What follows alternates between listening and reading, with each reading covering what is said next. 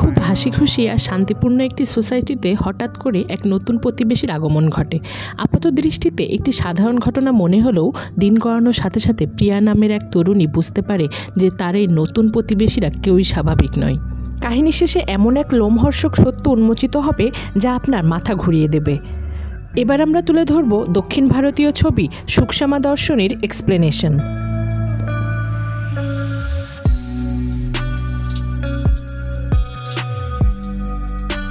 প্রিয়াদর্শিনী, সংক্ষেপে প্রিয়া, তার স্বামী অ্যান্থনি এবং মেয়ে কণিকাকে নিয়ে সেখানে বসবাস করত। একদিন সে তার ঘরের বাইরের গাড়ির অ্যালার্মের শব্দ শুনে বেরিয়ে এসে দেখে কেউ তার গাড়িতে ধাক্কা দিয়ে একটি দাগ ফেলে দিয়েছে, কিন্তু আশেপাশে কাউকে দেখতে না পেয়ে সে বিষয়টা এড়িয়ে যায়। নতুন চাকরির ইন্টারভিউ দিয়ে ঘরে ফেরার সময় প্রিয়া দেখতে পায় যে তাদের মহল্লাতে এক নতুন প্রতিবেশী এসেছে। লোকটিকে দেখতে সাদাসিধে মনে হলেও তার আচার আচরণ ছিল বেশ অদ্ভুত। প্রথম দিনে প্রিয়া তাকে বিনা কারণে একটি বিড়ালকে মারতে দেখে, যা তার মনে কিছুটা খটকা তৈরি করে। অ্যান্থনি ফিরে আসার পর প্রিয়া স্বাভাবিকভাবেই তার সাথে সময় কাটায়। পরের দিন তাদের নতুন প্রতিবেশীর সাথে সোসাইটির এক মহিলার দেখা হয় এবং সোসাইটির হোয়াটসঅ্যাপ গ্রুপে সবাই জানতে পারে যে নতুন প্রতিবেশীর নাম ম্যানুয়েল। সে তার অসুস্থ মা গ্রেসিকে নিয়ে এই বাড়িতে উঠেছে। এই পরিচয়ের পর সোসাইটির সবাই ধীরে ধীরে তার সাথে পরিচিত হতে থাকে। স্টেফি তাদের সাথে প্রথম পরিচিত হয়। এরপর একদিন রাতে প্রিয়া ও অ্যান্থনি ম্যানুয়েলের সাথে দেখা করতে যায়। তার মা গ্রেসিকে হ্যালো বললেও গ্রেসি কোনো কথা না বলে রহস্যময়ভাবে তাকিয়ে থাকে। প্রিয়া ও অ্যান্থনি এই ব্যাপারে তেমন কিছু না ভেবেই নিজেদের বাসায় ফিরে আসে।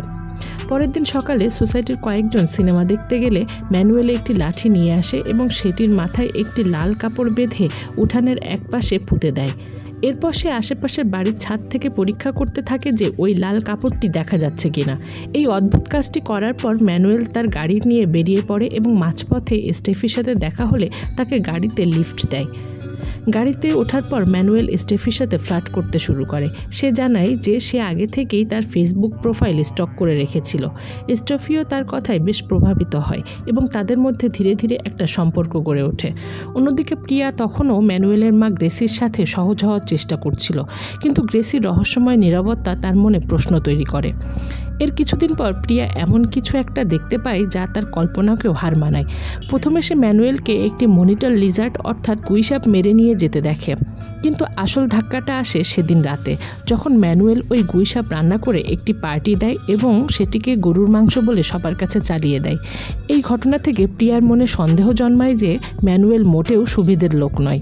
এদিকে ম্যানুয়েল হঠাৎ তার আঙ্কেল রয় ও কাজিন জনের সাথে দেখা করতে যায়। সে নিজের বাড়ির উঠোনে গেড়ে রাখা লাঠির ছবি দিয়ে তাদের দেখিয়ে বলে যে ওই জায়গাটি শুধুমাত্র থমাস আর সিসিলিদের বাড়ি থেকে দেখা সম্ভব।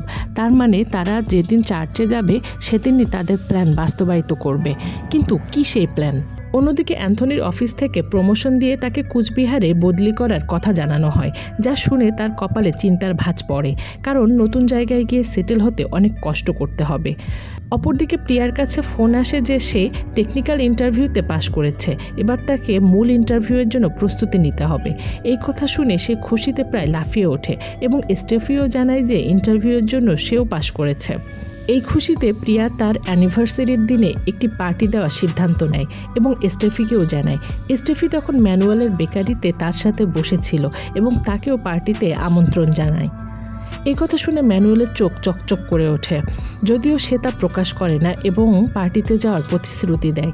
স্টেফি চলে যাওয়ার পর সে রয়কে ফোন করে জানায় যে তাদের প্ল্যান কার্যকর করার দিন ঠিক হয়ে গেছে, আর সেই দিনটি হলো প্রিয়া আর অ্যান্থনির অ্যানিভার্সারির দিন। অ্যান্থনি অফিস থেকে ফিরলে প্রিয়া তাকে অ্যানিভার্সারি পার্টির প্ল্যান জানায়। যেহেতু তাদের কুচবিহার চলে যেতে হবে, তাই তারা পার্টিটিকে প্রতিবেশীদের জন্য একটি ফেয়ারওয়েল ট্রিট হিসাবে উৎসর্গ করার সিদ্ধান্ত নেয় এবং কেনাকাটাও শুরু করে। অ্যানিভার্সারির কেক কেনার জন্য তারা ম্যানুয়েলের বেকারিতে গেলে সে তাদেরকে কেকটি উপহার হিসেবে দেয়। এদিকে ম্যানুয়েল তার আঙ্কেল রয় ও জনের সাথে মিলে বিভিন্ন ধরনের বক্স ও প্লাস্টিক কন্টেনারের মতো অদ্ভুত সব জিনিসপত্র জোগাড় করতে থাকে, যা তাদের রহস্যময় পরিকল্পনার ইঙ্গিত দেয়। দেখতে দেখতে প্রিয়া আর অ্যান্থনির অ্যানিভার্সারি পার্টির দিন চলে আসে। সেই রাতে সবাই পার্টিতে চলে গেলে ম্যানুয়েলের চাচা রয়কে ফোন করে প্ল্যান শুরু করার কথা জানায়। এরপর সে নিজের আলমারি থেকে এক গাদা কাপড় বের করে একটি গরম আয়রন তার উপর রেখে পার্টিতে চলে যায়।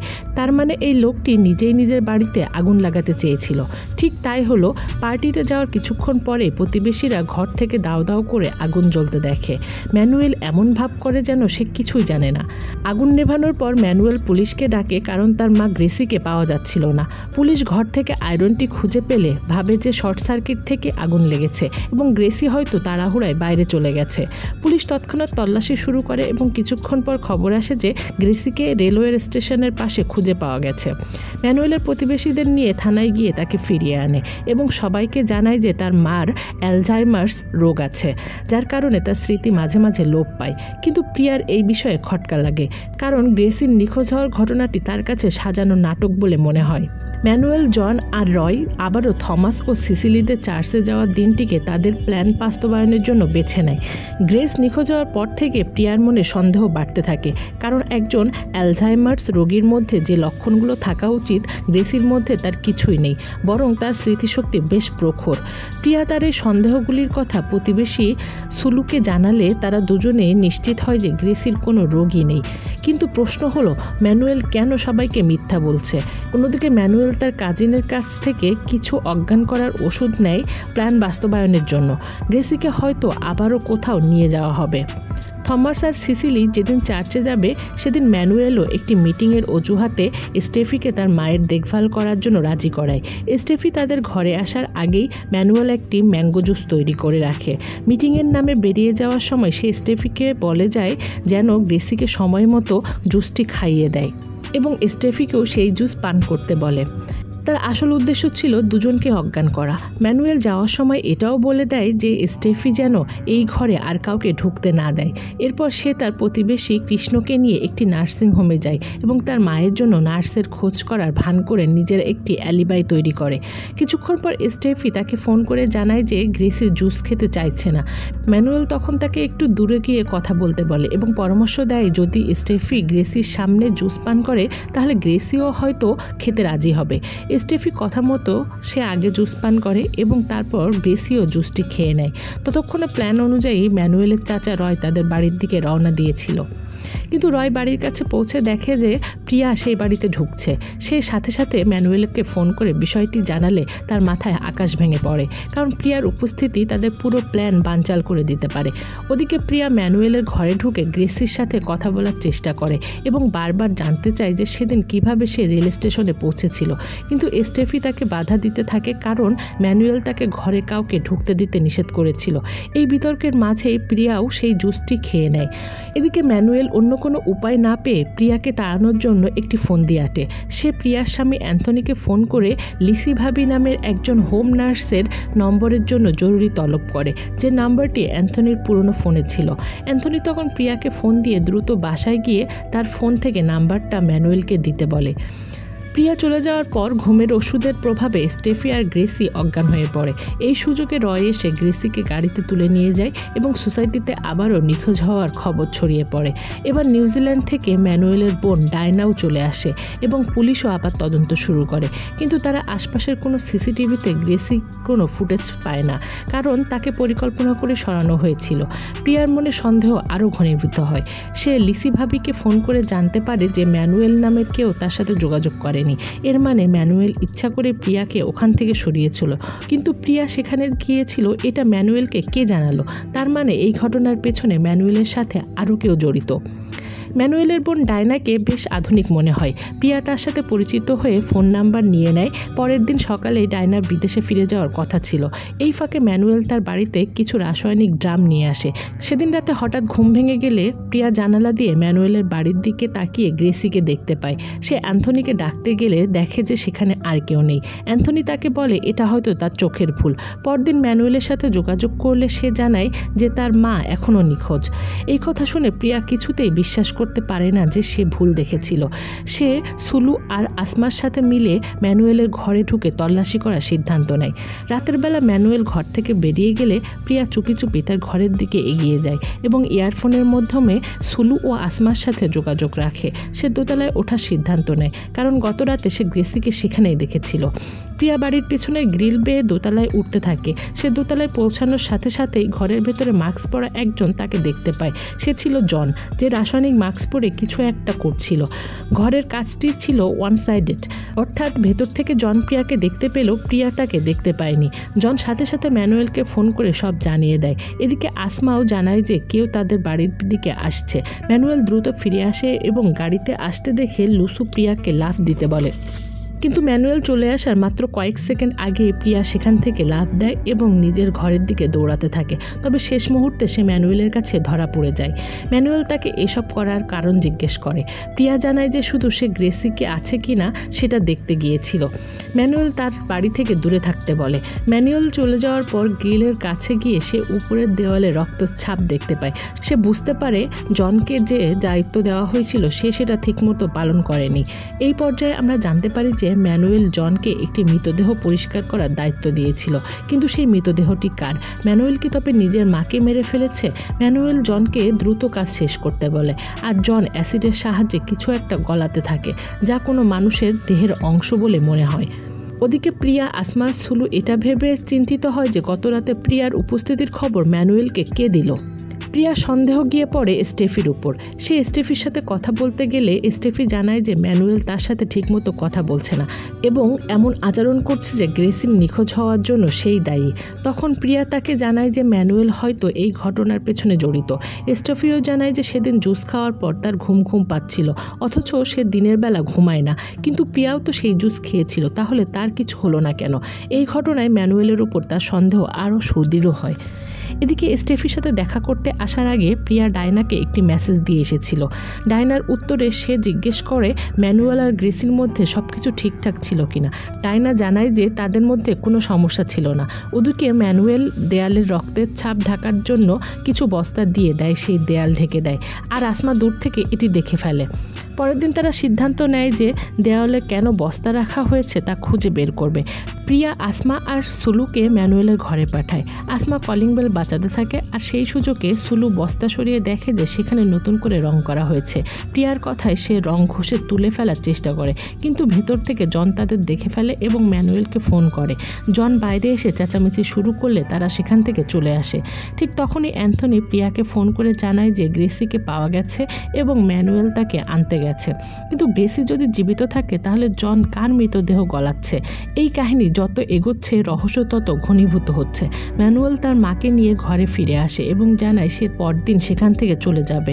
এর মানে গ্রেসির সাথে কথা বলার জন্য প্রিয়ার কাছে এটাই শেষ সুযোগ।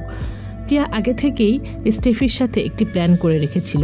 স্টেফি ম্যানুয়েলকে একপাশে নিয়ে গিয়ে কথা বলতে থাকে, আর সেই সুযোগে প্রিয়া গ্রেসিকে ঘরে নিয়ে তাকে প্রশ্ন করতে থাকে যে সে কীভাবে নিখোঁজ হয়েছিল। গ্রেসি ইতস্তত করতে থাকে এবং কিছু একটা বলতে যায়, কিন্তু ঠিক তখনই ম্যানুয়েল এসে প্রিয়াকে সেখান থেকে নিয়ে যায়। যাওয়ার সময় ম্যানুয়েল তার মায়ের প্রতি দেখভালের জন্য প্রিয়াকে ধন্যবাদ দিলেও প্রিয়া তা উপেক্ষা করে। সেখান থেকে চলে আসার পর প্রিয়া ডায়নাকে একটি মেসেজ দেয়, কিন্তু আমরা দেখতে পাই যে ডায়নার ফোন ম্যানুয়েলের কাছে রয়েছে। পরের দিন সকালে ম্যানুয়েল তার ঘরের সব জিনিসপত্র গুছিয়ে গাড়ি নিয়ে বেরিয়ে পড়ে। ওদিকে প্রিয়া বারবার ডায়নাকে কল করেও তাকে ফোনে পায় না, কারণ ম্যানুয়েল ততক্ষণে ফোনটি জ্বালিয়ে দিয়েছে। এদিকে আজ প্রিয়ার ইন্টারভিউ দেওয়ার কথা ছিল। সে স্টেফির সাথে ইন্টারভিউ দিতে যায়, কিন্তু তার মন পড়ে থাকে ডায়নার চিন্তায়। সে ডায়নার ইনস্টাগ্রাম প্রোফাইল ঘেটে অদিতি নামের একটি মেয়ের সন্ধান পায়, যার সাথে ডায়নার খুব ঘনিষ্ঠতা ছিল। প্রিয়া তাকে মেসেজ করে জিজ্ঞেস করে যে ডায়না নিউজিল্যান্ডে পৌঁছেছে কিনা। অদিতি, যে কিনা ডায়নার সাথে নিউজিল্যান্ডেই থাকতো, সে জানায় ডায়না তার সাথে ভারতে থেকে যাওয়ার সিদ্ধান্ত নিয়েছে, যা শুনে সে অবাক হয়েছিল। তাই সে ডায়নার সাথে দেখা করার জন্য ভারতে চলে আসে, কিন্তু তাকে বিমানবন্দর থেকে পিক করতে যায় ম্যানুয়েল। তার মানে ডায়নার ফোন থেকে যে মেসেজগুলো আসছিল সেগুলো ম্যানুয়েলই পাঠাচ্ছিল। অদিতি ম্যানুয়েলের কোনো কথা না শুনে সরাসরি ডায়নার সাথে দেখা করতে চায়। ম্যানুয়েল তাকে বেকারিতে নিয়ে যাওয়ার কথা বলে, কিন্তু মাঝপথে রয়ের ফোন এলে সে গাড়ি থেকে নেমে যায়।